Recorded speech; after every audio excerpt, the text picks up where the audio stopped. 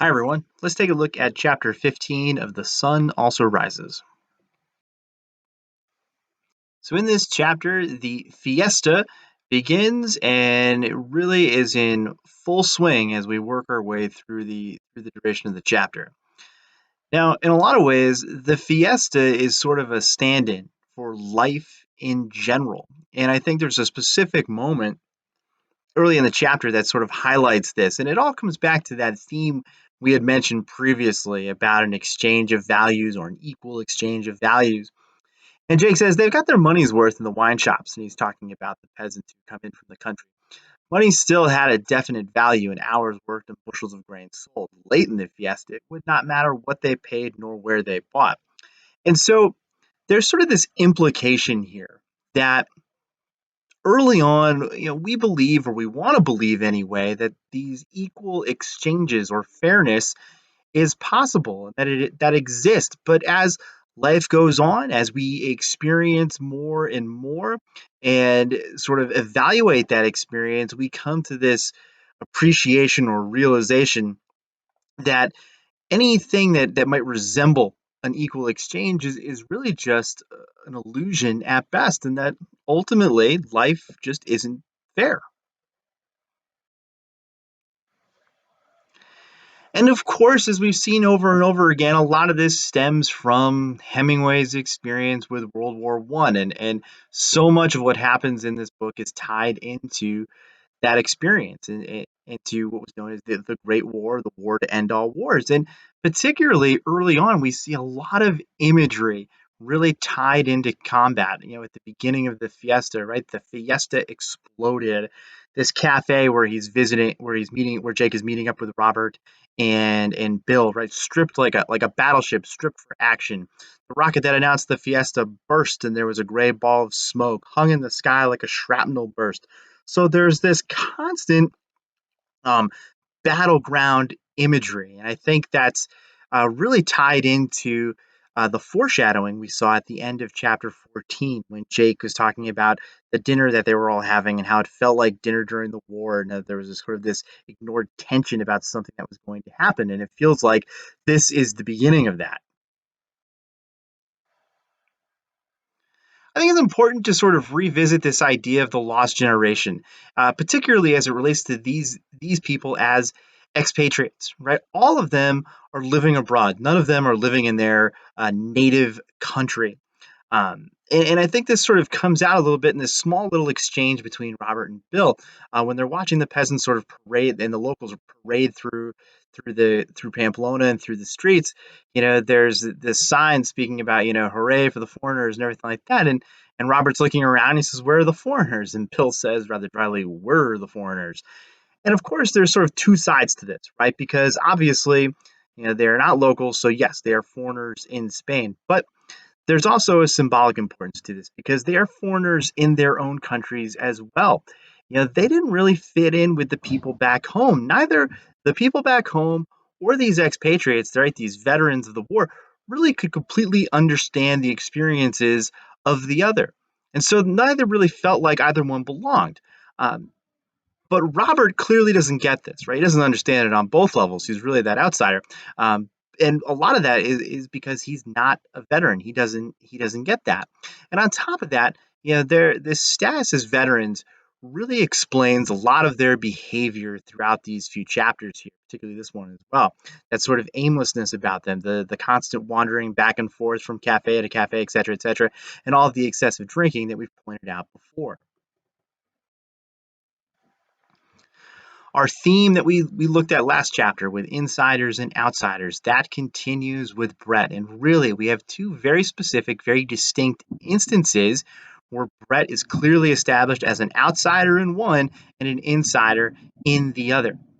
At the first instance, right, she is not allowed into the church, right? There is a mass, if you will, at the beginning of the fiesta, and she's turned away because she isn't wearing a hat, right? She's bareheaded.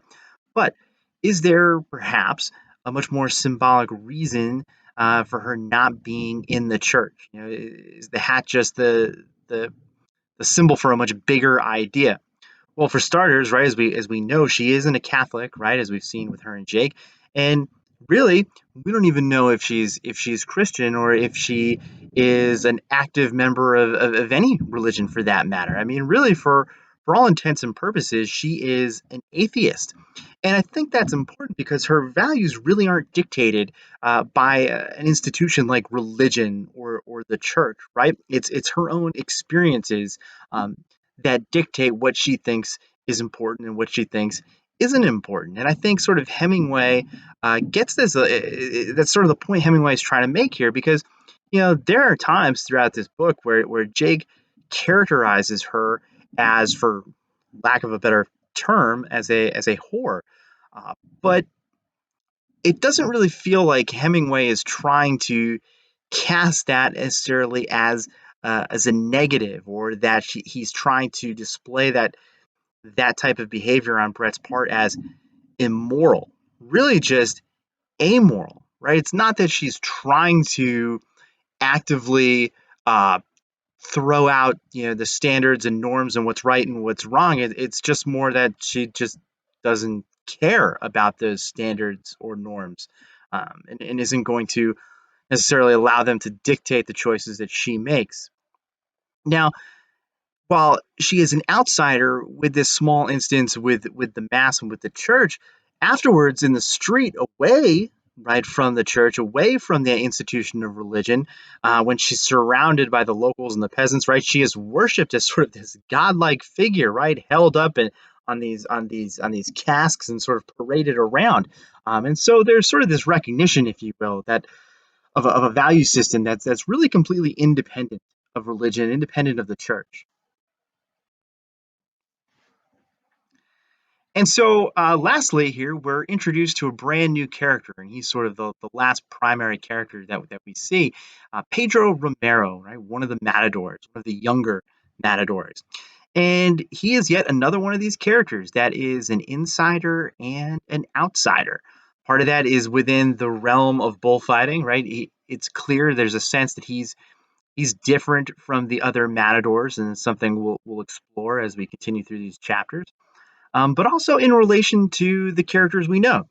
As a matador, he is confronted with death on a regular basis, right? When he's in the ring, the bull is trying to gore him. The bull is trying to essentially kill him, which, that kind of experience is going to line up, is going to be similar with our combat veterans, people like Jake, Mike, etc., etc. At the same time, he comes across he is portrayed as sort of boyish, a little inexperienced, immature, and certainly those qualities would more line up with Robert Cohn. So again, he's sort of this insider and an outsider, much like much of the other characters. Um, we'll continue to see. One thing we'll also think about Romero in terms of the bull versus steer conversation that we've had previously. And speaking of bull versus steer, Brett's attraction to Romero is very clear towards the end of the chapter, right? She's not really hiding it, and certainly the others pick up on it, including her fiance Mike.